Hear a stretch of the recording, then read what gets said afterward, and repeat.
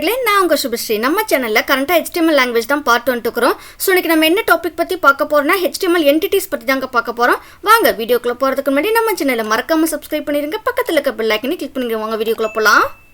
Entities in HTML.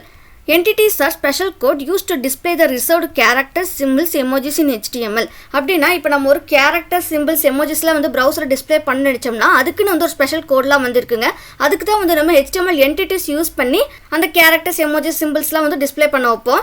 இப்போ characters like less than greater than simple இதுக்கெல்லாம் வந்து specific meaning வந்து இருக்குங்க. இப்போ இந்த சிம்பிள்ஸ்லாம் வந்து நம்ம கொடுத்து எழுதணும்னா ப்ரௌசர் வந்து இது வந்து ஒரு HTML டேக்னு எடுத்து கன்ஃபியூஷன் படிக்குங்க. ஸோ இந்த மாதிரி கன்ஃபியூஷன்ஸ்லாம் அவாய்ட் பண்ணுறதுக்கு தான் வந்து நம்ம HTML என்டிட்டிஸ் யூஸ் பண்ணி ப்ராப்பராக வந்து நம்மளோட அந்த கேரக்டர் சிம்பிள்ஸ்லாம் வந்து டிஸ்பிளே பண்ண வச்சுக்கலாம். இப்போ நம்ம டேரெக்டாக கொடுக்கும்போது என்ன ஆகும்னா ஒரு சில கேரக்டர்ஸ்லாம் வந்து நமக்கு டேரெக்டாக வந்து டிஸ்பிளே ஆகுங்க. ஆனாலுமே நம்ம வந்து இந்த HTML என்டிட்டிஸ் யூஸ் பண்ணி கொடுக்குறதா வந்து ஸ்டாண்டர்டாக வந்து இருக்குங்க. அதே மாதிரி இப்போ காப்பிரைட் ட்ரேட்மார்க்ஸ் இதெல்லாம் வந்து நம்ம டைரக்டா டெக்ஸ்ட் கண்டென்ட்ல டிஸ்ப்ளே பண்றது வந்து கொஞ்சம் டிஃபிகல்ட்டுங்க. ஸோ அதுக்குமே வந்து HTML என்டிட்டிஸ் கோட்ஸ்லாம் வந்து இருக்குங்க. அதை தான் வந்து நம்ம செகண்ட் பாயிண்ட்ல வந்து சொல்லியிருக்கோம். நெக்ஸ்ட் தேர்ட் பாயிண்ட்ல வந்து to avoid this ambiguity and inconsistency, HTML entities provide a standard way to represent characters, symbols and emojis அப்படின்னு சொல்றாங்க. ஸோ இந்த மாதிரி ambiguity, inconsistencyலாம் வந்து அவாய்ட் பண்றதுக்கு தான் வந்து HTML entities வந்து ஒரு ஸ்டாண்டர்ட் கேரக்டர், சிம்பிள்ஸ், எமோஜிஸ்லாம் வந்து நமக்கு ப்ரொவைட் பண்ணுது. அதாவது தேர்ட் பாயிண்ட்ல நம்ம சொல்லியிருக்கிறோம். நெக்ஸ்ட் ஃபோர்த் பாயிண்ட்ல வந்து HTML entities are case sensitive அப்படின்னு சொல்லியிருக்கிறோம். இப்போ நம்ம HTML எலமெண்ட்ஸ், HTML அட்ரிபியூட்ஸ்ல வந்து ஒரு கேஸ் இன்சென்சிட்டிவ்னு சொல்லியிருப்போம். அப்படின்னா நம்ம போத் லோயர் கேஸ்ல எழுதிக்கலாம், அப்பர் கேஸ்ல எழுதிக்கலாம், இல்லை மிக்ஸ் பண்ணி எழுதிக்கலாம். இந்த மாதிரி எப்படி எழுதினாலுமே வந்து நமக்கு ப்ராப்பராக ரெண்டர் ஆகி ப்ரௌசரில் வந்து டிஸ்பிளே ஆகும். ஆனால் HTML என்டிட்டிஸ் வந்து கேஸ் சென்சிட்டிவ்னு சொல்லியிருக்காங்க. அப்படின்னா இப்போ நான் ஒரு எக்ஸாம்பிளுக்கு வந்து இங்கே லெஸ் தென் கேரக்டருக்கு வந்து ஆம்பர்சன் LTன்னு கொடுத்து வந்து எழுதியிருக்காங்க. இப்படி தான் வந்து நம்ம ஒரு HTML என்டிட்டி வந்து எழுதுவோம். இப்போ நான் இதை வந்து கேபிட்டல் LTன்னு கொடுத்து எழுதுனா ஸோ நமக்கு வந்து அந்த ப்ராப்பரான லெஸ் தென் சிம்பிள் வந்து டிஸ்பிளே ஆகாதுங்க ப்ரௌசரில். ஸோ அதனால தான் வந்து HTML என்டிட்டிஸ் ஆர் கேஸ் சென்சிட்டிவ்னு சொல்றாங்க. எப்பவுமே வந்து கேசஸ் வந்து கரெக்டா வந்து கொடுக்கணுங்க என்டிட்டி நேமுக்கு. நெக்ஸ்ட் வந்து டைப்ஸ் ஆஃப் என்டிட்டிஸ். என்டிட்டிஸ்ல வந்து ரெண்டு டைப்ஸ் வந்து இருக்குங்க. ஒன்னு வந்து நேம்டு என்டிட்டிஸ், செகண்ட் வந்து நியூமரிக் என்டிட்டிஸ். இப்போ நேம்டு என்டிட்டிஸ்னா ஏற்கனவே வந்து இதுக்கு வந்து ப்ரீ டிஃபைன்டு நேம் வந்து இருக்குங்க. அந்த நேம் எப்படி நம்ம ஸ்டார்ட் பண்ணி எழுதுவோம்னா ஃபர்ஸ்ட் வந்து ஆம்பர்சன் கேரக்டர் கொடுத்துக்கணுங்க, தென் என்டிட்டி நேம் கொடுத்துக்கணும், என் பண்ணும்போது செமிகோலன் கொடுத்து தாங்க என் பண்ணணும். இப்படி தான் வந்து ஒரு என்டிட்டி வந்து நம்ம எழுதுவோம். நெக்ஸ்ட் நியூமரிக் என்டிட்டிஸ் வந்து டெசிமலும் கொடுத்து எழுதுவாங்க, ஹெக்ஸா டெசிமலும் கொடுத்து எழுதுவாங்க. அதுவுமே வந்து எப்பவுமே ஸ்டார்ட் பண்ணும்போது ஆம்பர்சன் ஹேஷ் கொடுத்து தென் நம்பர்ஸ் கொடுத்து என் பண்ணும்போது செமிகோலன் கொடுத்து என் பண்ணுவாங்க. இதே ஒரு ஹெக்ஸா டெசிமலை எழுதுறோம்னா ஆம்பர்சன் ஹேஷ் எக்ஸ் கொடுத்து தென் நம்பர்ஸ் கொடுத்து என் பண்ணும்போது செமிகோலன் கொடுத்து தாங்க வந்து என் பண்ணணும். நான் வந்து இங்கே எக்ஸாம்பிள்ஸ்லாம் வந்து கொடுத்துருக்கேங்க. இப்போ லெஸ் தென் சிம்பிளுக்கு பார்த்தீங்கன்னா ஆம்பர்சன் செமிகோலன் கொடுத்து என் பண்ணியிருக்கிறேன். அண்ட் நம்பர்ஸ்லேயும் வந்து எழுதியிருக்கிறேன் ஆம்பர்சன் ஹேஷ் 16 கொடுத்து எழுதியிருக்கேன். தென் என் பண்ணும்போது செமிகோலன் கொடுத்து என் பண்ணியிருக்கேன். நீங்கள் என்டிட்டி நேமில் கொடுத்து எழுதினாலும் சரி, என்டிட்டி நம்பர்ஸில் கொடுத்து எழுதினாலும் சரி, நமக்கு வந்து சேமாக தான் வந்து டிஸ்பிளே ஆக போகுது. இந்த ரெண்டுத்துல எப்படி வேணால் நம்ம கொடுத்து வந்து எழுதிக்கலாம். அதே மாதிரி இங்கே கிரேட்டர் தென் சிம்பிளுக்கு வந்து கொடுத்துருக்கிறேன்.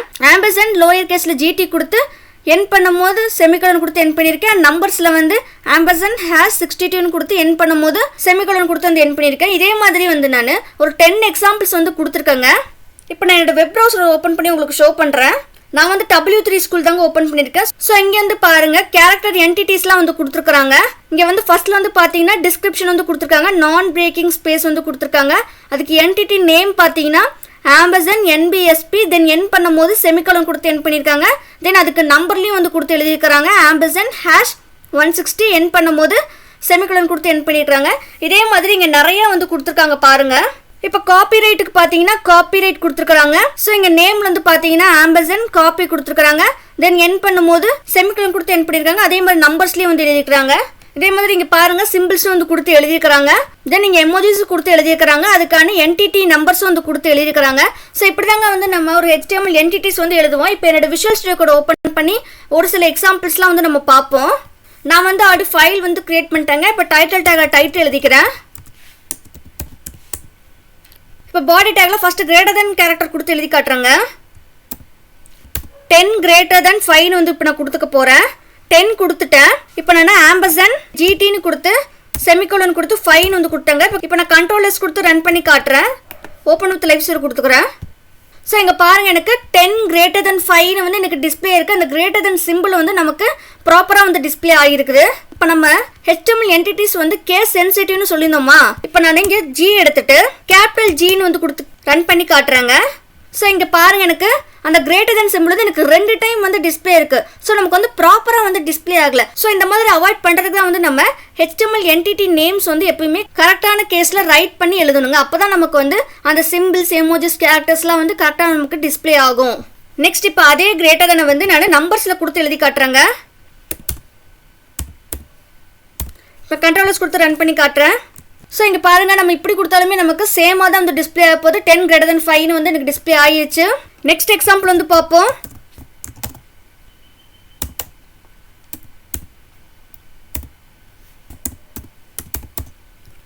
இப்போ இந்த காமெண்ட்ன்றதை வந்து எது ரெப்ரசென்ட் பண்ணுதுன்னா அட்சைனை தான் வந்து ரெப்ரசென்ட் பண்ணுது. இப்போ நான் கண்ட்ரோலர்ஸ் கொடுத்து ரன் பண்ணி காட்டுறேன். ஸோ இங்கே பாருங்கள் subha@gmail.com வந்து எனக்கு டிஸ்பிளே ஆகிடுச்சு. நெக்ஸ்ட் நம்ம இன்னொரு எக்ஸாம்பிள் வந்து பார்ப்போங்க. இப்போ நான் வந்து வெப் டெவலப்மெண்ட்னு வந்து எழுதிட்டேன். இங்கே நடுவில் நிறைய ஸ்பேஸ் வந்து கொடுத்து எழுதியிருக்கிறேன். ஆனால் நமக்கு வந்து ப்ரௌசரில் வந்து ஒரு ஸ்பேஸ் தான் வந்து நமக்கு வந்து எடுத்துகிட்டு வந்து டிஸ்பிளே ஆகும். இப்போ நான் கண்ட்ரோலர்ஸ் கொடுத்து ரன் பண்ணி காட்டுறேன். ஸோ இங்கே பாருங்கள் எனக்கு வந்து 1 ஸ்பேஸ் தான் வந்து எடுத்துருக்கு. ஆனால் நான் வந்து கோட் எடிட்டரில் வந்து நிறைய ஸ்பேஸ் கொடுத்து எழுதியிருந்தேன். இப்போ எனக்கு வந்து இங்கே அந்த ஈக்குவல் ஸ்பேசஸ் வந்து இங்கேயுமே வந்து டிஸ்பிளே ஆகணும்னு நினைக்கிறேன். அதுக்கு வந்து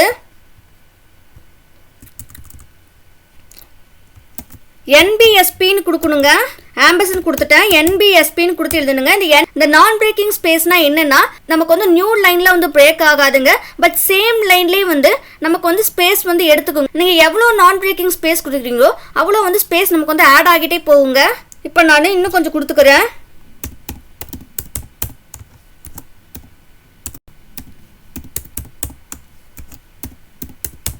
இப்போ நான் 5 கொடுத்துட்டேங்க. இப்போ நான் கண்ட்ரோலர்ஸ் கொடுத்து ரன் பண்ணி காட்டுறேன்.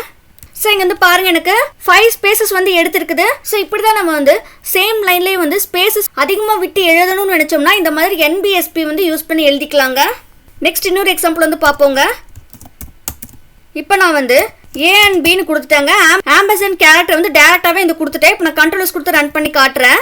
இப்போ எனக்கு வந்து அந்த ஆம்பர்சன் சிம்பிள் வந்து டிஸ்பிளே ஆயிருக்குங்க டேரெக்டாக கொடுத்தாலுமே. ஆனாலுமே நம்ம இப்போ டேரெக்டாக வந்து கொடுத்து எழுதக்கூடாதுங்க.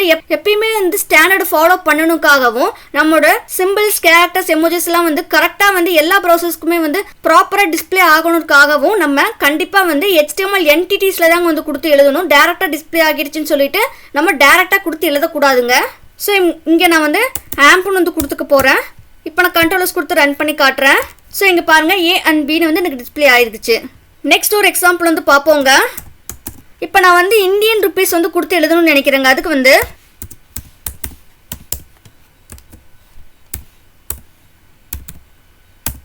ஒரு சில என்டிட்டிஸ்க்குலாம் வந்து நேம்ஸ் வந்து இருக்காதுங்க, நம்பர்ஸ் தான் வந்து கொடுத்துருப்பாங்க. ஸோ அந்த மாதிரி இருக்க பட்சத்தில் வந்து நம்ம நம்பர்ஸே கொடுத்து வந்து எழுதிக்கலாம். 100ன்னு வந்து கொடுத்துட்டேன். நான் கண்ட்ரோலர்ஸ் கொடுத்து ரன் பண்ணி காட்டுறேன். ஸோ இங்கே பாருங்கள் எனக்கு அந்த இந்தியன் ருபீஸ் சிம்பிள் வந்து எனக்கு டிஸ்பிளே ஆகிடுச்சு. 100ன்னு வந்து கொடுத்ததும் வந்து டிஸ்பிளே ஆகிடுச்சு. இப்போ வந்து ஒரு எமோஜிஸ் வந்து கொடுக்க போகிறேங்க.